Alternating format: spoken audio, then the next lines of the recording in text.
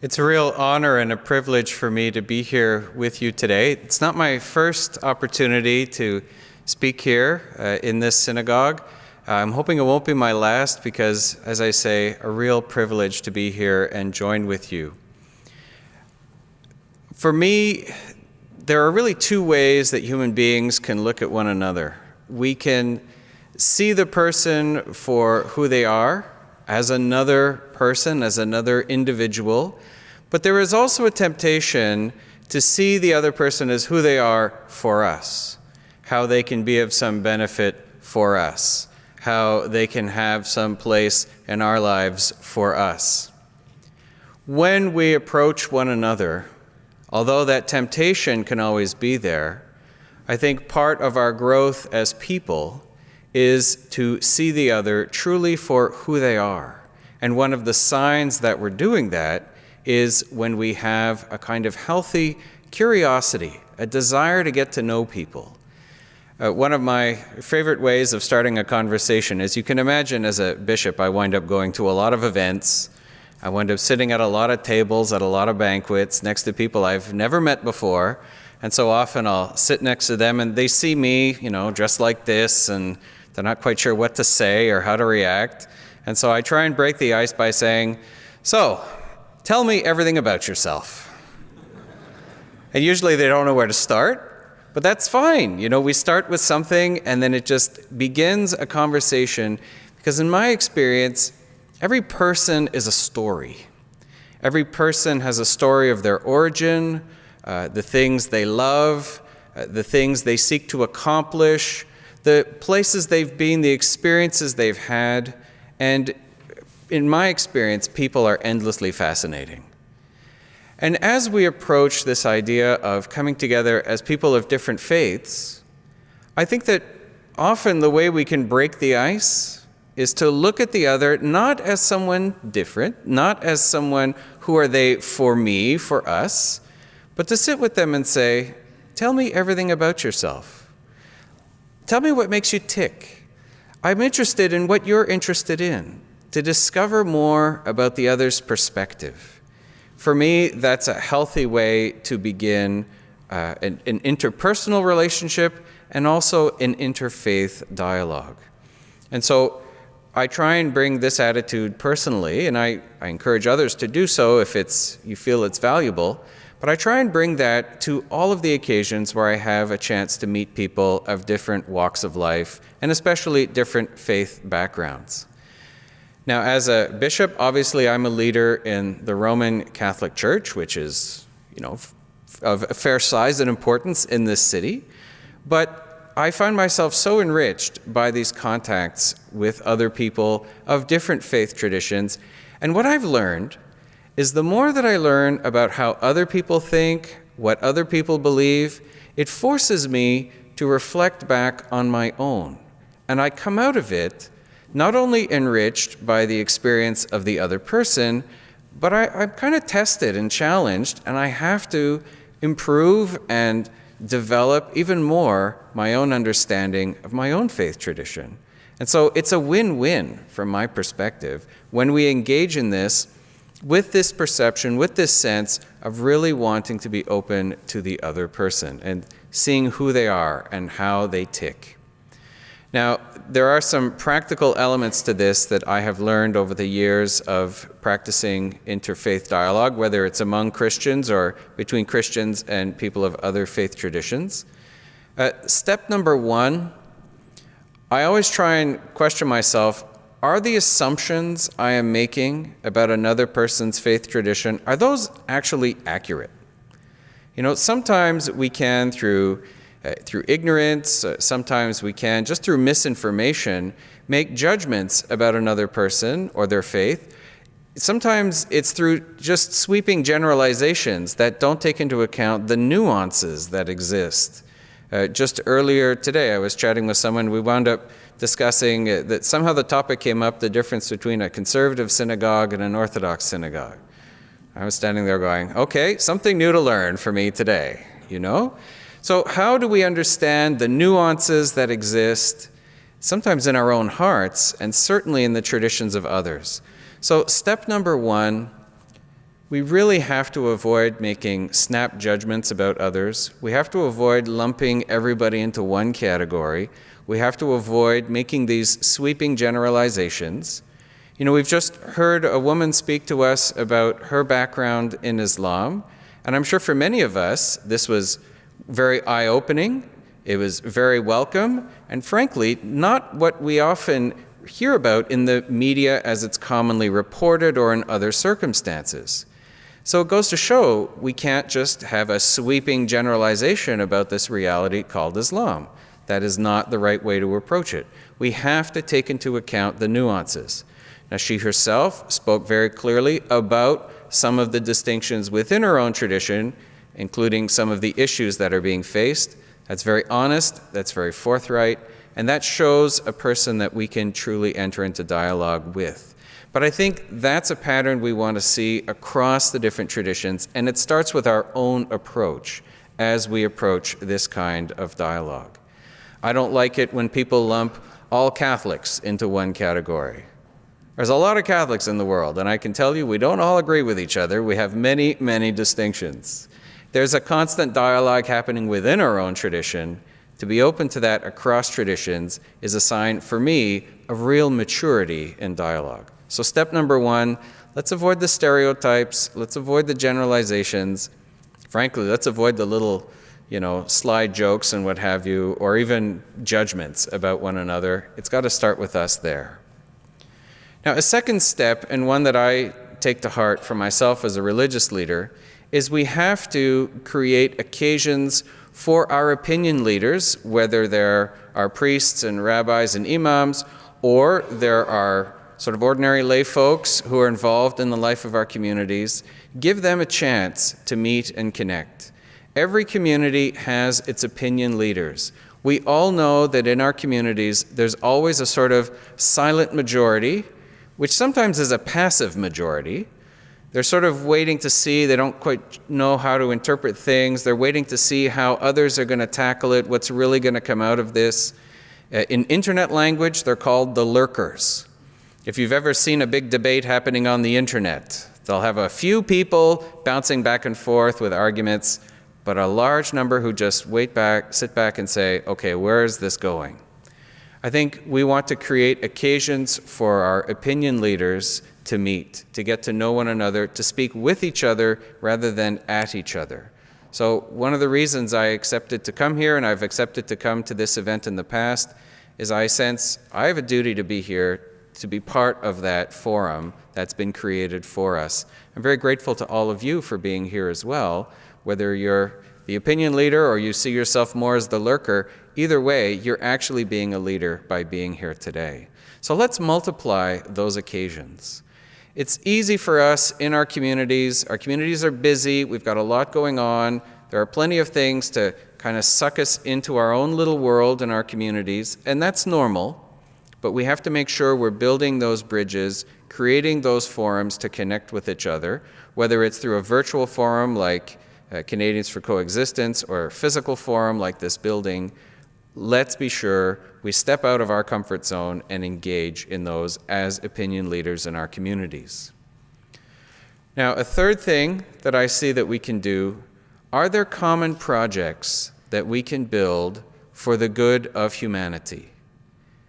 It doesn't matter whether you're a Christian, a Jew, a Muslim, a Buddhist, an atheist, whatever. If somebody's house is flooding, let's go pack the sand in the sandbags. It doesn't matter what our faith background is. If there's somebody hungry, if there's somebody homeless, if there's somebody suffering from an addiction, there's somebody in some need, let's be united in how they help them, in how we help them, I should say. And let's not use our charity as a way to kind of trumpet how great our background is or our tradition is. We are obviously proud of who we are, and religion can be a strong motivating force to unite people for good. But if we can also build partnerships for the common good, that I think will do a lot for our society. Let's be frank, there's a lot of people out there, the lurkers, who look at religion and they're asking themselves the question, these believers, Is the fact of their belief, is the intensity of their belief a good thing, or is it something that's dangerous?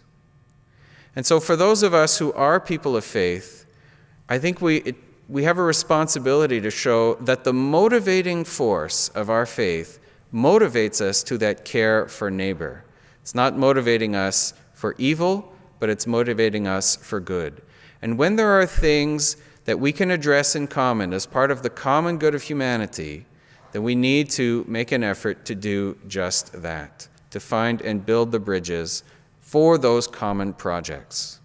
Now, obviously, we've got to do step 1, and we've got to do step 2 before we get to step 3.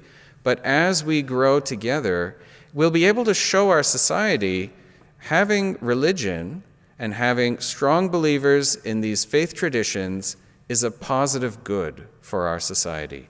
And in the Gazette this weekend, there was actually an interesting article about a survey that was done that shows that a measure of religious belief actually motivates altruism. It motivates us to want to sacrifice and make an effort for each other. That's a positive good we can do, but we can demonstrate that together. I would say a fourth thing, which perhaps is a next level or a next layer, is how are we able to explore, without losing our own identity, how are we able to be open and explore each other's faith traditions? I often have, people ask me, they'll meet me and again, they'll see me dressed like this and they'll say, excuse me, are you a priest? I say, yes, I am. Listen, I have a question and I don't want to be rude, but I was always wondering about this.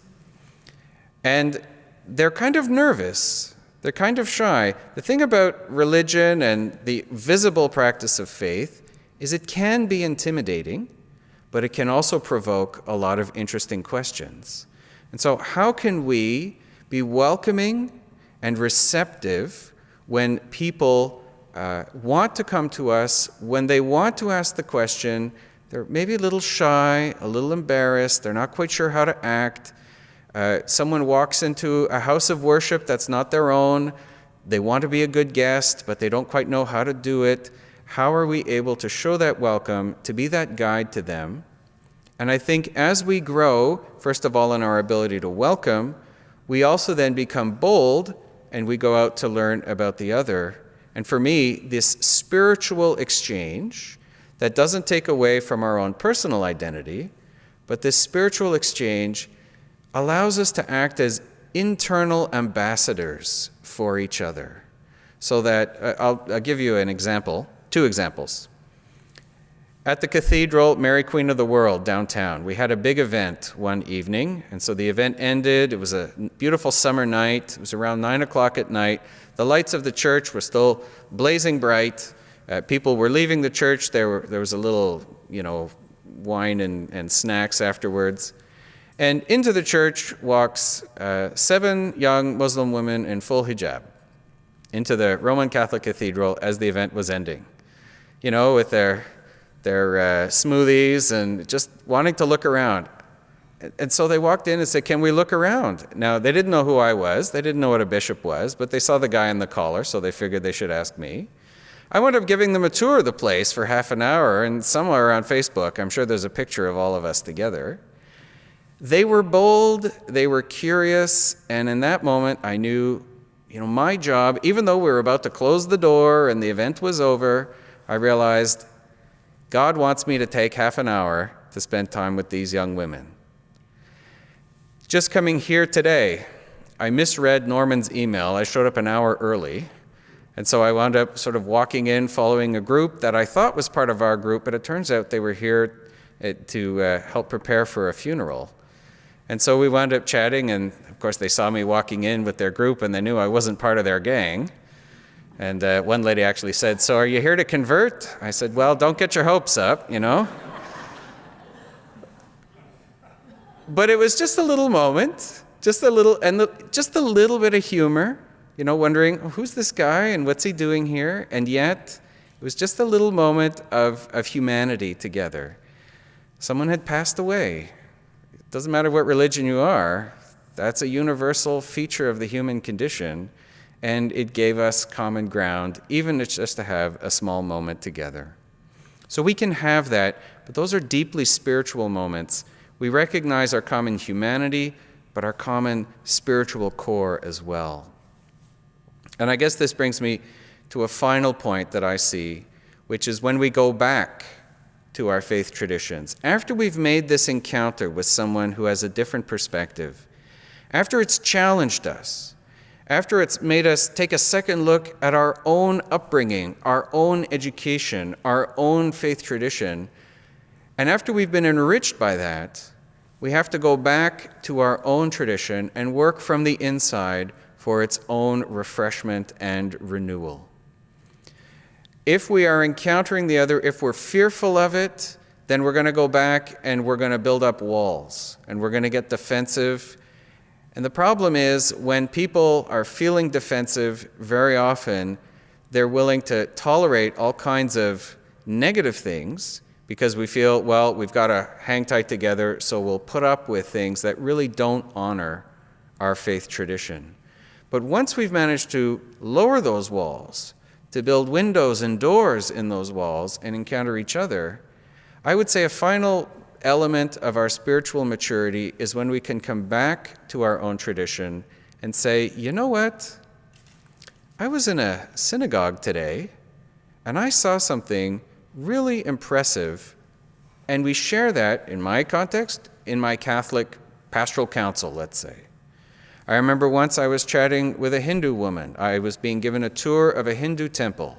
So she was explaining to me the various elements of the tradition. And I actually walked away from there with insights that helped me understand my own Catholic faith. I remember I blogged about it. And I would say maybe 1/3 of the reactions were, what were you doing in a Hindu temple? And the other 2/3 of the reactions were, boy, that's really interesting, and it helps me to understand the Hindus and ourselves as Catholics. And so if we can work inside and share the insights we learn from one another to see that, frankly, none of us have all the answers, and so maybe we can get a bit of wisdom from someone else, well, let's do that and not be afraid. And so I offer those as points that I've learned from my own experience. Number one, as I said, don't do the generalizations and stop with the generalized rhetoric. Number two, to get the leaders, the opinion leaders together to build bridges. Number three, build projects for the common good of humanity. Number four, find that spiritual connection with one another. Be curious and be open about the spiritual reality of another, and certainly be open to receiving others when they want to be our guests. And finally, to make sure we get back to our own traditions and do what we can to see them renewed and strengthened from within, but with the insight we gain from each other. And in that way, I think our religious traditions will really shine bright and be signs of hope and peace for our world. Thank you very much.